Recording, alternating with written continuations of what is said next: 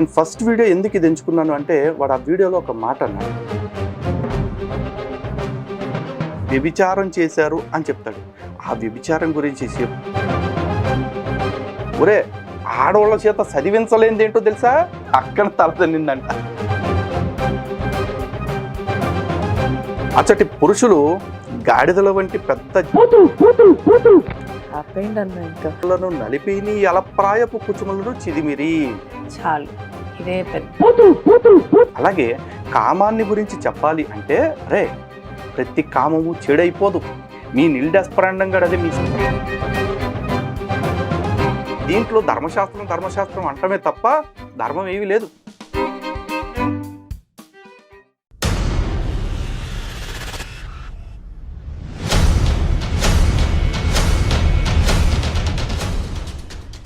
హిందూ బంధువులందరికీ జై శ్రీరామ్. ఈరోజు నుంచి హిందూ జనశక్తి ఛానల్లో ఇంకో కొత్త ఫేస్ కనిపించబోతుంది. తను ఎవరో కాదు, మన చెల్లెలు పద్మిని. నమస్తే. జై భవాని. జై శ్రీరామ్. జై శ్రీరామ్. సో చాలామంది ఎప్పటి నుంచి అడుగుతున్నారు, అన్న మీరు మాత్రమే చేయటం కాకుండా ఇంకా కొత్త వాయిస్ను కూడా ఎంకరేజ్ చేయాలి అని చెప్పేసి. కొత్త వాయిస్ని ఎంకరేజ్ చేయాలని, కొత్త వాయిస్లు రావాలని మేము ఎప్పటి నుంచో కోరుకుంటున్నాం. కాకపోతే వచ్చే ప్రతి వాళ్ళు ఫస్ట్ అడుగుతున్న ప్రశ్న ఏంటి అంటే, అన్న మాకు ఏదన్నా ప్రాబ్లం వస్తే మీరు చూసుకుంటారా అని అడుగుతున్నారు. ఫస్ట్ టైం ఈ చెల్లెలు నా దగ్గరికి వచ్చి, అన్న ధర్మం కోసం నేను ఏదో ఒకటి చేయాలన్నా అన్నారు. సరే అమ్మా, బట్ మీకు దీనివల్ల ఇబ్బందులు ఉంటాయంటే, ఏది వచ్చినా నేను పడతానన్నా, మన ధర్మం కోసం మాట్లాడే వాయిస్గా నేను ఉండాలనుకుంటున్నాను అని వచ్చారు. అలా ధైర్యంగా వాయిస్ ముందుకు రావడానికి సిద్ధంగా ఉంటే వాళ్ళకి బ్యాకింగ్ ఇవ్వడానికి మేము సిద్ధంగానే ఉన్నాం. అది లీగల్గానా లేకపోతే సోషల్గానా ఎట్లా అయినా సరే. కాకపోతే అన్ఫార్చునేట్లీ ఫస్ట్ వీడియో తనతో కలిసి చేయాల్సి వచ్చిన వీడియో ఒక దౌర్భాగ్యపు వీడియో చేయాల్సి వస్తుంది. కానీ మీకు తెలిసిందే కదా, మంత్రసాన్ని తను ఒప్పుకున్న తర్వాత ఇంకా ఏదొచ్చినా పట్టాల్సిందే అన్నట్టు అయిపోయింది. సో తల్లి ఈరోజు ఒక క్రిస్టియన్ ఒక వీడియో పెట్టాడు. వాడు ఛానల్ పేరేంటి అనేది నేను చెప్పదలుచుకోవట్లేదు, ఎందుకంటే వాడు ఒక తూతంబర్గడు. సో వాడిని ఇప్పుడు మన ఛానల్ గురించి చెప్పి వాడికి ఏదో ప్రమోషన్ ఇవ్వాల్సిన అవసరం నాకు లేదు. కానీ వాడు మాట్లాడిన కంటెంట్, వాడు చెప్తున్న అబద్ధాలు చాలా అభ్యంతరకరంగా ఉంటాయి. అండ్ ఫస్ట్ వీడియో ఎందుకు ఇది ఎంచుకున్నాను అంటే, వాడు ఆ వీడియోలో ఒక మాట అన్నాడు, ఈ శ్లోకాన్ని ఎవరైనా హిందూ ఆడవాళ్ళ చేత చదివించగలరా, ఎవరైనా హిందూ ఆడవాళ్ళు ఉన్న చోట చదవగలరా అన్నాడు. సో అది నిజంగా అంత అభ్యంతరకరమైనదా కాదా? ఒక స్త్రీగా, ఇంకా చెప్పాలంటే నా సోదరిగా పక్కన కూర్చోబెట్టుకుని ఆ శ్లోకం గురించి చెప్తాను. నిజంగా అది తప్పుడుదా లేకపోతే వాడు తప్పుడుతనంగా చూపించే ప్రయత్నం చేశాడా అనేది మనం ఎక్స్పోజ్ చేయాల్సి ఉంటుంది. తప్పకుండా. సో ఫస్ట్ ఎపిసోడ్ ఇది చేస్తున్నందుకు అన్యదా భావించొద్దు.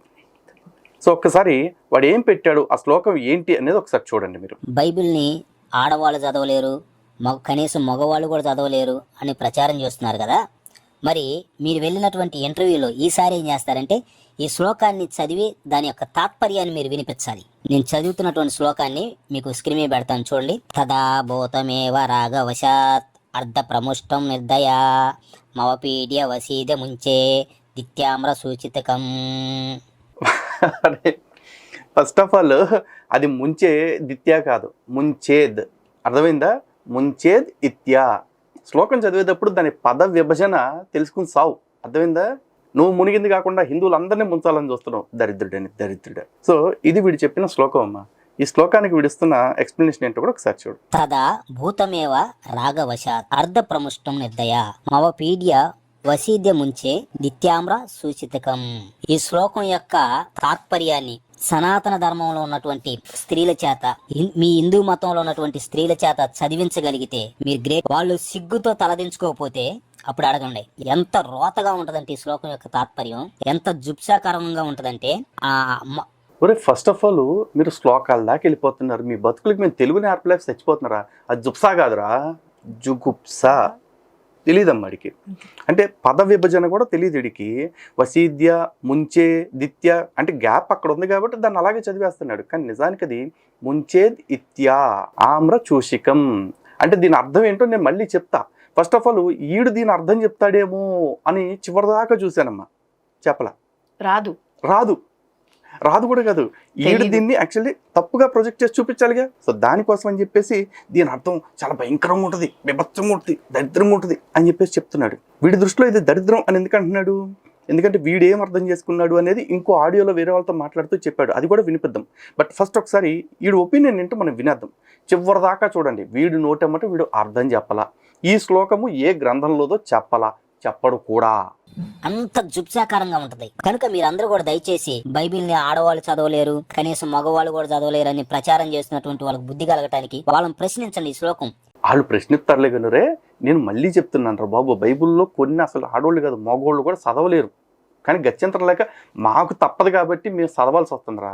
ఈ శ్లోకం యొక్క తాత్పర్యం ఏంటి, దీని అర్థం ఏంటి? మరి ఈ శ్లోకం యొక్క తాత్పర్యాన్ని దేవాలయాలలో చదవగలుగుతారా, చెప్పగలుగుతారా? అలాగే ప్రవచనకర్తలు ప్రవచనాలు చెబుతున్నారు కదా టీవీ ఛానల్స్ లో, ఈ పాయింట్లు గుర్తుపెట్టుకోండి. చెప్పగలుగుతారా, వివరించగలుగుతారా ఆ యొక్క శ్లోకం యొక్క తాత్పర్యం యొక్క అర్థాన్ని? ఇంటర్వ్యూలో వాడికి ఎన్నో కదమ్మా తెలుగు, తాత్పర్యం యొక్క అర్థం చెప్పాలట. ముందు వాడికి తెలుగు నేర్పిద్దాం అన్న. తెలుగు నేర్పించి తర్వాత తాత్పర్యము అర్థం రెండు ఒకటే అని చెప్పాలి. అది ఊరి నిన్ను గొర్రె అనాలంటే కూడా నాకు చాలా సిగ్గుగా అనిపిస్తుందిరా. గొర్రెలకు కూడా సిగ్గుగా అనిపిస్తుంది. చెప్పగలుగుతారా ఈ శ్లోకం యొక్క తాత్పర్య అర్థాన్ని? అప్పుడు సిగ్గుతో తలదించుకుంటారు భారతీయులు. అప్పుడు వాస్తవాలు తెలుస్తాయి ప్రజలకు కూడా, ఎవరు దాచి పెడుతున్నారు, ఎవరు మభ్య పెడుతున్నారు అనేది. అంత జుబ్సాకరంగా ఉంటది అన్నమాట ఈ శ్లోకం యొక్క అర్థం తెలిస్తే. 1000 సార్లు రాయించాలి. సహోదరి సహోదరులారా, ఈ శ్లోకం యొక్క అర్థం మీకు తెలియాలి అంటే, ఈ శ్లోకం యొక్క తాత్పర్యం మీకు తెలియాలి అంటే లలిత్ కుమార్ గారు లాంటి వారిని, వారందరం కూడా మీరు ప్రశ్నించండి, అడగండి అసలు ఈ శ్లోకం యొక్క తాత్పర్యం మాకు చెప్తారా లేదా. అలాగే స్వామీజీలని, పీఠాధిపతుల్ని, పూజారులను కనుక్కోండి. సరేరా, నువ్వు నీ ఉచిత సలహాలు బాగానే ఉన్నాయి. ఇప్పుడు వాళ్ళందరూ మమ్మల్ని అడిగే లోపు మేమే చెప్పేస్తాం. ఎంత సిగ్గుపడి దాచుకునేంత తప్పు ఏముందమ్మా దీంట్లో. సో ఫస్ట్ ఆఫ్ ఆల్ వీడు చెప్పిన శ్లోకం మళ్ళీ ఒకసారి తిరిగి చదివి వినిపిస్తాను. ఎందుకంటే వీడు ముంచే, లేపే ఇట్లాంటి అర్థాలని, పదాలని ఎడాపెడా విభజించి చదివేస్తాడు కాబట్టి దాన్ని అలా కాదురా బాబు. ఫస్ట్ తదాభూతమేవ రాగవశాత్ అర్ధప్రముష్టం నిర్దయం అవపీడ్య వసీధ్య ముంచేద్యాద్ ఆమ్రచూషితకం. ఇది నిజానికి దేనిలోంచి చెప్తున్నారు అనేది ఫస్ట్ వాడు తెలుసుకోవాలన్నమాట. ఇది హిందూ ధర్మశాస్త్రాల్లోనూ, వేదాల్లోనూ, ఉపనిషత్తుల్లోనూ, ఇతిహాసాల్లోనూ, పురాణాల్లోనూ, నీతి సూత్రాల్లోనూ దేనిలోనూ లేదురా. ఇది వాత్సాయన కామసూత్రాల్లో నుంచి తీసుకోబడింది. వాత్సాయన కామసూత్రాల్లో 2వ అధికరణం సంప్రయోగీకం అనే అధికరణంలో నుంచి 3వ అధ్యాయంలో నుంచి ఈ శ్లోకాన్ని తీసుకున్నారు. ఈ 3వ అధ్యాయం మొత్తం కూడా దేని గురించి చెప్తుంది? చుంబన వికల్పాహ అంటే ముద్దులలోని రకాలు. ఈ వాత్సాయన కామసూత్రాలు అన్న పేరులోనే ఉంది కదా. ఇది స్త్రీ పురుషుల యొక్క దాంపత్య జీవనానికి సంబంధించిన విశేషాలని తెలియజేస్తున్న గ్రంథము. ఇప్పుడు ఇలాంటి వీళ్ళకి ఖచ్చితంగా బూతులాగా అనిపిస్తాయమ్మా. ఎందుకంటే వీళ్ళు నమ్ముకుంటున్న సగం శవంగాడు ఉన్నాడు కదా, వాడికి పెళ్లి లేదు, వాడు నిల్డెస్పరాండము, కాబట్టి వాడికి దీంతో పని లేదు. కాబట్టి వాళ్ళందరూ ఏం చేశారు, మా గోచిగాడికి పెళ్ళి అవ్వలేదు కాబట్టి, మా గోచిగాడు మ్యాటర్ చేయలేదు కాబట్టి, భూమి మీద ఉన్న మనుషులు ఎవరు మ్యాటర్ చేసినా అది పరం పాపం అని వీళ్ళు ఫిక్స్ అయిపోయారు కాబట్టి అది వీడికి తప్పులా కనపడింది. ఇది అక్రమ సంబంధాల గురించి చెప్పలేదు, లేకపోతే ఇంకేదన్నా వ్యవహారాల గురించి చెప్పాలి. ఇది భార్యాభర్తల గురించి చెప్పబడింది. బహుశా ఈ పని చెయ్యటం వల్లే వీడు కూడా పుట్టుంటాడు, వీళ్ళ తల్లిదండ్రులు చేయటం వల్లే కదా. కానీ వీడికి తప్పుగా అనిపించింది.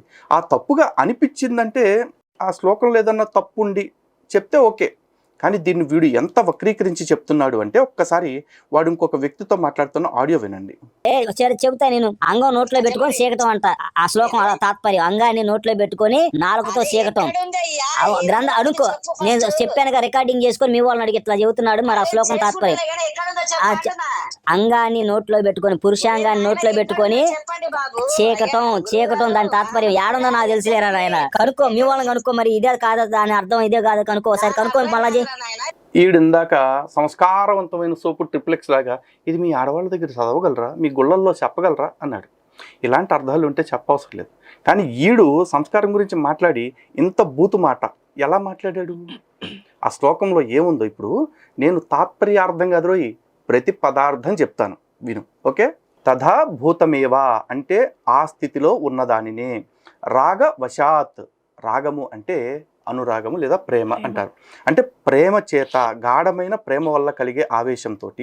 అర్ధప్రముష్టం, ప్రముష్టం అంటే నొక్కటము, అర్ధ అంటే మెల్లగా శుతిమెత్తగా నొక్కటము అని అర్థం. నిర్దయం అంటే దయ లేకుండా అనేది వాడుక భాష.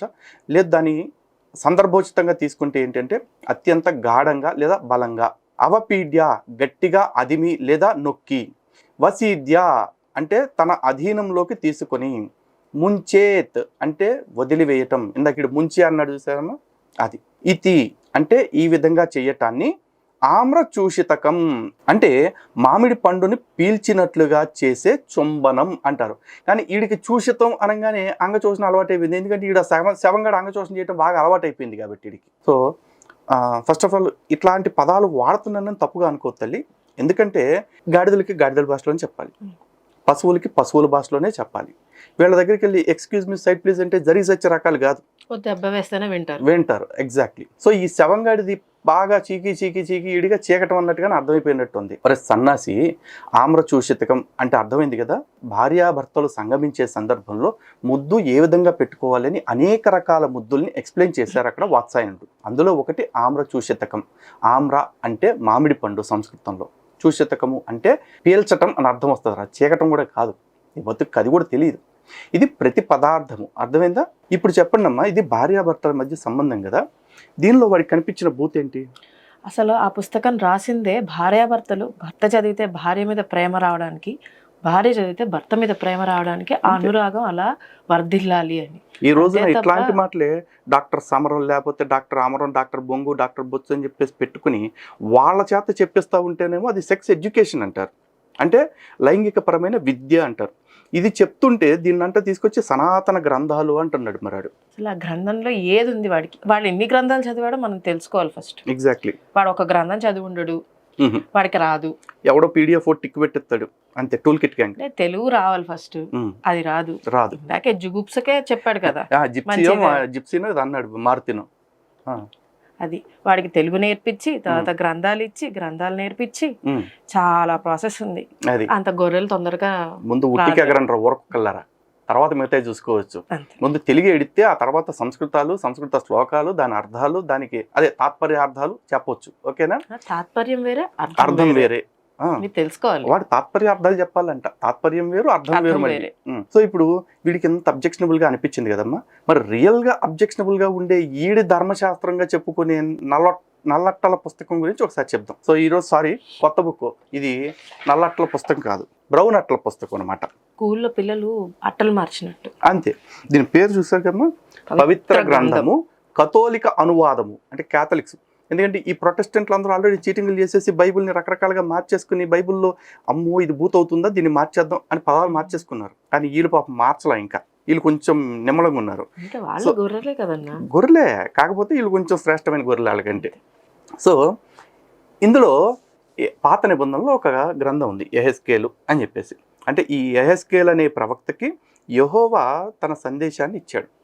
ఆ యెహోవా ఇచ్చిన సందేశంలో యెహెజ్కేలు 23వ అధ్యాయంలో ఒక స్టోరీ చెప్తున్నాడు. అంటే ఈ యెహోవాకి 2 భార్యలు, ఓహోలా ఓహోలిబా. అంటే వాళ్ళని యాక్చువల్ ఏమంటారంటే వాళ్ళు స్త్రీలు కాదురా, 2 పట్టణాలు రా అని చెప్పేసి అంటాడు.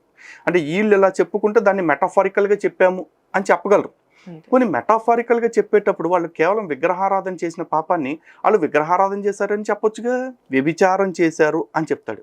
ఆ వ్యభిచారం గురించి చెప్తాడు. రామ బాబోయ్, అయ్యి అసలు ఆడవాళ్ళు ఎట్ట చదువుతున్నారా బాబా, నాకు అర్థం కావట్లేదు. ఇప్పుడు మేము అడగాలరా, నీలాగా లేని మాటలు మేము చెప్పట్లా, ఉన్న చదువుతాను. వాళ్ళకి అర్థమైతే చదవలేరు, అర్థం చేసుకోలేరు కాబట్టి చదువుతున్నారు అంతే. సరే, ఫస్ట్ అంటే దీని భూమిక కొత్తగా చూసే వాళ్ళకి కూడా తెలియాలి కాబట్టి మొదట ఒక 2 లైన్లు చాప్టర్ స్టార్టింగ్ చదివి తర్వాత మసాలా కంటెంట్లోకి వెళ్తా. ప్రభువు వాణి నాతో ఇట్లా, నాతో అంటే ఎవరితో? ప్రవక్త అయిన యెహెజ్కేలుతోటి. ప్రభు అంటే ఎవరు? యెహోవా. నరపుత్రుడా, ఒక తల్లికి పుట్టిన 2 స్త్రీలు కలరు. వారు ఐగుప్తున యువతులుగా ఉన్నప్పుడు వ్యభిచారిణులైరి.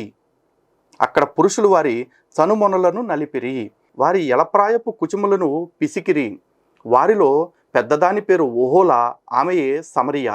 చిన్నదాని పేరు ఓహోలిబా, ఆమెయే యెరూషలేము. వీరు నాకు పెండ్లి చేయబడిన వారై కుమారులను కుమార్తెలను కనిరి. క్లియర్ కదా ఇక్కడ వరకు? పట్టణాలని చెప్తున్నాడు. సో ఓహోలా నా భార్య అయినను వేశ్యగా వర్తించెను. దేవుణ్ణి పెళ్లి చేసుకుని కూడా లంజత్వం అనలేదంటే ఏం చెప్పాలమ్మా? అంటే మరి లంజత్వం అనగానే తప్పుగా తీసుకోమాకండి రోయ్. మా మాజీ స్పీకర్ గారు చెప్పిన పదమే అది, నేను కొత్తగా అంటలా. ఇక వేశ్యావృత్తిని అలాగే పిలిచేవాళ్ళు పూర్వం. అండ్ ఇంకోటి, క్రైస్తవులు అందరూ పిసుక్కుంటారేమో, మిమ్మల్ని ఎవరిని బాధ పెట్టాలనే ఉద్దేశం కాదు. కేవలం ఎవరైతే హిందూ గ్రంథాల్లో లేనివి వక్రీకరించి చెప్పారో ఇలాంటి నీచపు క్రైస్తవ కొడుకులకి ఈ కౌంటర్. మంచి క్రైస్తవులందరూ దయచేసి మడిసి మీ మనోభావాలను జేబులో పెట్టుకొని, మిమ్మల్ని అనట్లేదు నేను. ఆమె తన పొరుగువారైన అశ్షీరియులను కామించెను. వారు ముదురు కెంపువన్నె ముడుపులకు దాల్చిన సైనికులు, ప్రసిద్ధులు, ఉన్నతోద్యోగులు, అందరూ సొగసైన ఎలప్రాయ ప్రవృత్తులు. ఓహో, జనరల్గా యెహోవా అనగానే ఒకసారి ఫోటో చూడండి గూగుల్ ఏమొస్తుందో. అందుకని ఎలప్రాయంలో ఉన్న వాళ్ళు కోరుకున్నారు పాపం నాకు. అందుకే ఏదైనా చేసేటప్పుడు వయసు చూసి చేసుకోవాలా అంటారు. ఈడు జోడు అని మీకేం అర్థం అవ్వదు. ఆమె అస్సీరియా అధికారులకెల్లా వేశ్యయిన. అందరికీ ఊరుమ్మడి సొత్తు అయిపోయిందంట. కామోద్రేకముతో అస్సీరియా విగ్రహములను సేవించి భ్రష్టురాలయ్యను. ఆమె ఐగుప్తుననే పడుపు వృత్తి మొదలుపెట్టెను. అచ్చటే పడుచుగా ఉన్నప్పుడే పురుషులు ఆమెతో శయనించిరి. ఆమె ఎలప్రాయపు కుచుములను పిసికి ఆమెతో వ్యభిచరించింది. ఈ ఊర్రా ఎంత వర్ణం చేయమంది.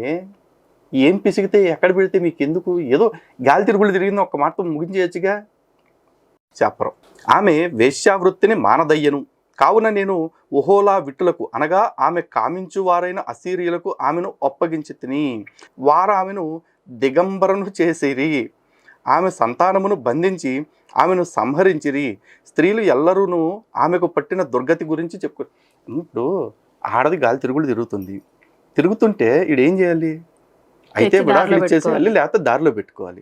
తీసుకెళ్ళి వాళ్ళకి చెప్పేసి ఇటువంటి ఆయనంతా మరి అంటే ఇక్కడ ఎట్లాగో మ్యాటర్ అవ్వట్లేదు, కనీసం అక్కడికన్నా వెళ్ళి కంటిన్యూ చేయని చెప్పేటివన్నా పర్మిషన్ ఇచ్చేయటమేగా.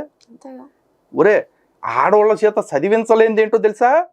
ఈరా బాబు ఈ మ్యాటర్. నెక్స్ట్, ఇక అక్కతో వర్కౌట్ అవ్వలేదని చెల్లి దగ్గరికి వెళ్ళాడు. ఆమె చెల్లెలైన ఓహోలిబాకు ఈ సంగతి అంతయు తెలియను. కానీ ఆ చెల్లెలి కామోద్రేకము, వేశ్యావర్తనము అక్కన తలదన్నిందంట. అక్క ఒకటి చేస్తే చెల్లి ఇంకోటి చేస్తుందా? ఒకటే చేస్తుంది. ఆమె కూడా అందమైన దుస్తులను తాల్చిన అస్సీరియా ప్రముఖులను ఏమో కూడా అదే బ్యాచ్ని పట్టుకుందా. అంటే ఇంతమంది మొగుడిని సీగొట్టి ఇద్దరు పిల్లలు వాడి దగ్గర వెళ్ళిపోయారంటే మొగుడు ఎంత ఫిట్ ఫర్ నథింగ్ అయ్యి ఉంటే చేస్తారు ఈ పని చెప్పు. వారెల్లరూ సొగసైన యువకులు. ఇక్కడ కూడా మళ్ళీ యువకులే కావాల్సి వచ్చారు. తాతగారు ఏదైనా సరే మీరు తప్పు చేశారండి, మీ ఈడుకు సరిపోయి వాళ్ళని చేసుకుంటే మీకు కర్మ వచ్చేది కాదు. ఏబ్బే, ఆమె అపవిత్రురాలనియు ఆ అక్క చెల్లెండ్రిద్దరూ భ్రష్టురాండ్రై ఒకే విధముగా ప్రవర్తించుచున్నారనియు నేను గ్రహించి ఏం చేసావు? కరెక్టేగా. ఏం చేశాడు? వాట్ పీకిఫైడ్? ఇది క్వశ్చన్. అదనమాట. ఆమె వేశ్యావృత్తి ఇంకనూ పెరిగిపోయింది. ఇక నేషనల్ పర్మిట్ వచ్చిన లారీలాగా మొత్తం రౌండ్ వేసుకుంటుందంట. బబులోనియా అధికారుల చిత్రంలోను చూడగా ఆమెకు మతి చెలించెను. సూర్యులు అయిపోయారు. ఇప్పుడు బబులోని ఎవరిని చూస్తే ఆడుతూ సై అంటుందంటే యెహోవా గారు కంట్రోల్ చేసి స్టేజ్ దాటిపోయాడు. లేదు వదిలేశాడు. వదిలేటువంటి ఆమెను వదిలేస్తే పర్లేదమ్మా, తీసుకెళ్ళి వాళ్ళకే అప్పచెప్పాడు.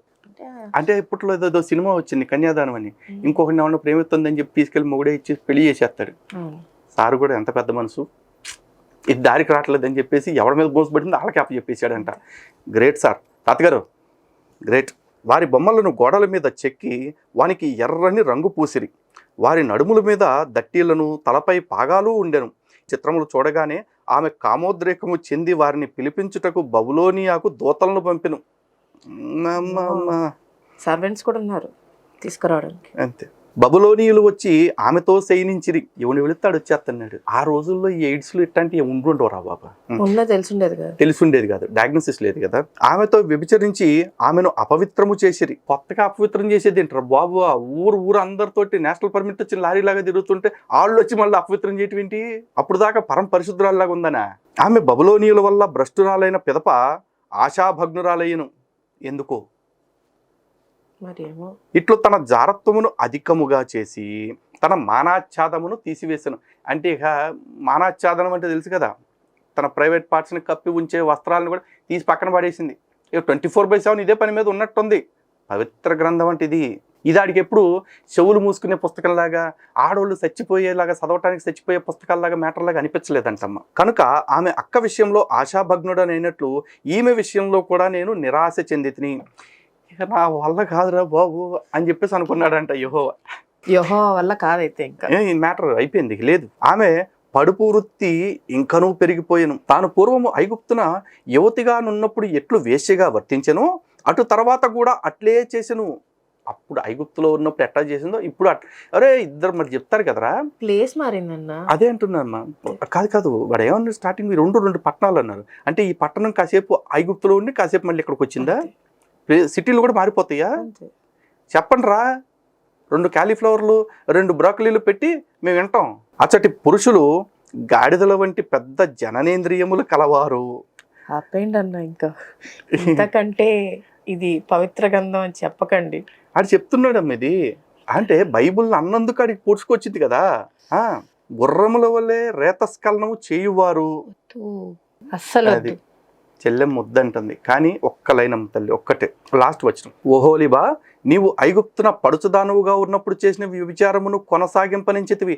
అచ్చట పురుషులు నీ చనుమొనలను నలిపి నీ అలప్రాయపు కుచుములను చిదిమిరి. చాలు, ఇదే పెద్ద బూతు గ్రంథం కదా. అయిపోయింది. ఈ మాట అన్నందుకే ఆడికి పొడుచుకొస్తుంది. ఇట్లాంటి రాసుకున్నప్పుడు నొప్పి లేదు. వీటిని క్వశ్చన్ చేసినప్పుడు వాటికి కౌంటర్ వేయాలి అనుకున్నప్పుడు హిందూ గ్రంథాల్లో ఇలాంటి పదాలు ఏమన్నా ఉంటే తీసి, ఒరే మీ వేదంలో ఎట్టా ఉంది, మీ ఉపనిషత్తుల్లో ఎట్టా ఉంది, మీ పురాణాల్లో ఎట్టా ఉంది, మీ ఇతిహాసాల్లో ఎట్టా ఉంది, మీ భగవద్గీతలో ఎట్టా ఉంది, మీ ధర్మశాస్త్రాలు ఎట్టా ఉంది, మీ నీతి సూత్రాల్లో ఎట్లా ఉంది, ఏదో ఒకటి చూపించండి. అప్పుడు దానికి అక్కడ ఎందుకు అలా ఉంది అనే దానికి మేము ఏదో ఒక సమాధానం చెప్తాం. అది పురాణంలో లేదు, గ్రంథాల్లో లేదు, ఎందులో లేదమ్మా, ఎక్కడా లేదు. అది రాసింది మాత్రమే. ఆ రాసిన దాన్ని కూడా ధర్మశాస్త్రంలాగా చూపిస్తూ పైగా ఈ గాడిద కొడుకు ఏమంటాడు, దీని గురించి మీ ప్రవచనకర్తలు ఎవరన్నా చెప్తారా, స్వామీజీలు ఎవరన్నా చెప్తారా అంటే, స్వామీజీలు ప్రవచనకర్తలు వచ్చి మొగుడు పెళ్ళాలు ఏమేం చేసుకోవాలో చెప్తూ కూర్చుంటారా? సనాతన ధర్మానికి సంబంధించి ప్రతి ఒక్కళ్ళు సాధించవలసినవి 4 ఉంటాయి. దాన్ని ధర్మ అర్థ కామ మోక్షాలు, చతుర్విధ పురుషార్థాలు అంటారు. అవి ఎలా సాధించాలి, ఎటువంటి ధార్మిక జీవనంతో వాటిని పొందాలి, ఇవి ప్రవచనకర్తలు చెప్తారు. అలాగే కామాన్ని గురించి చెప్పాలి అంటే, రే ప్రతి కామము చెడైపోదు. మీ నిల్డెస్పరాండం గడు, అదే మీ సగం శవంగాడికి చేత కాలేదు కాబట్టి మీకు తప్పులా అనిపిస్తుంది. కానీ సనాతన ధర్మంలో అరిషడ్ వర్గాలు అని ఉంటాయి. కామ, క్రోధ, లోభ, మోహ, మదమాత్సర్యాలను 6. ఇందులో మొట్టమొదట మమ్మల్ని విడిచిపెట్టమని చెప్పింది కామాన్నే. ఆ తర్వాత చతుర్విధ పురుషార్థాల్లో తప్పనిసరిగా పొందవలసిన దానిలో 3వది ఏంటో తెలుసా? కామమే. ఎలాంటి కామాన్ని విడిచిపెట్టాలి, ఎలాంటి కామాన్ని పొందాలి అనేది భగవద్గీతలో శ్రీకృష్ణ పరమాత్మ స్వయంగా చెప్పారు. ధర్మా విరుద్ధో భూతేషు కామోస్మి భరతర్షభ అని చెప్పారు. అర్జున, జీవులలో ఉండే ధర్మ విరుద్ధం కాని కామాన్ని నేనే అని చెప్పాడు. అలాంటి కామం జీవుల్లో ఉంటేనే ఈ సృష్టి ముందుకు సాగుతుంది. కాబట్టి పరమాత్ముడు దేన్ని పొందాలి, దేన్ని పొందకూడదు అనే దాని విషయంలో చాలా క్లారిటీతో ఉన్నాడు. ఆ క్లారిటీ మాకు ఇచ్చాడు. మీరు అనుకుంటున్న ఈ నల్లొట్ల పుస్తకం ఉంది కదా, దీంట్లో ధర్మశాస్త్రం అంటమే తప్ప ధర్మం ఏమీ లేదు. నిజంగా ధర్మం అంటే ఏంటి అంటే, సింపుల్ టర్మ్స్లో చెప్పాలంటే, చెయ్యాల్సిన పనిని చెయ్యటము, చెయ్యకూడని పనిని చెయ్యకుండా ఉండటమే అది కూడా ఒక పని. అంటే పక్కవాడికి కష్టం కలగకుండా జీవించటము, లేదా పక్కవాడిని బాధ పెట్టకుండా జీవించటము, అది కూడా ధర్మంలో భాగమే. కానీ మీకు ఏం చెయ్యాలి, ఏం చేయకూడదు అనే దానిలో ఎక్కడ స్పష్టత లేదు. మళ్ళీ లైఫ్ టైం ఛాలెంజ్ ఇస్తున్నాను. హిందూ గ్రంథాల్లో లేనిది ఏదన్నా ఒక్క మంచి విషయం మీ నల్లట్ల పుస్తకంలో ఉన్న 1020 పేజీల్లో నుంచి 31,102 వచనాల్లో నుంచి ఎక్కడి నుంచైనా ఒకటి చూపించండి. అలా చూపించడానికి సిద్ధపడితే అప్పుడు మిగతా డీటెయిల్స్ మాట్లాడుకుందాం. అంతేగాని ఈ బూతుని వినటానికి ఇష్టపడక, లేకపోతే ఇది బూతను ఒప్పుకోవటానికి ఇష్టపడక మా గ్రంథాల మీద బురద చల్లటం. ఒరే నీ కాళ్ళకు బురద అంటుంది, కడుక్కోరా అంటే ఫస్ట్ కడుక్కోవాలా. అంతేగాని అదే బురద పక్కోడికి కూడా పూసి ఆయన కూడా నీకు కూడా బురద అంటుందిగా అంటే పరిష్కారం కాదు. దాన్ని గొర్రె బుద్ధి అంటారు, సైతాను బుద్ధి అంటారు. నిజానికి మీరు దేవుడు అనుకుని ఎందుకులే, తర్వాత మాట్లాడదాం. అన్న చెప్పాల్సింది ఉందమ్మా, నీకేం అర్థమైంది? నాకు అర్థమైంది ఏంటంటే, వీడి పుస్తకం చదివినా వాడు అర్థం చేసుకోలేదు. వీడు వేరే వాళ్ళ పుస్తకాలలో ఏముందో వెతకడానికే ఉన్నాడే కానీ వాడి పుస్తకం వాడు చదువుకుంటే ఆ పుస్తకం వాడే చించేస్తాడు. అంతే కదా, సరిపోతుంది. అంటే వీడికి ఫస్ట్ ఒరే నువ్వు ఎవడో నాకు తెలీదు, ఫస్ట్ ఆఫ్ ఆల్ నీ ఛానల్ పేరు కూడా నేను చెప్పట్లా, కానీ సింపుల్గా ఒక సలహా అయితే ఇస్తున్నా. నాకు ఎప్పుడైనా ఫోన్ చేయి, పర్సనల్గా కలువు, లేకపోతే 1016 ఇస్తా.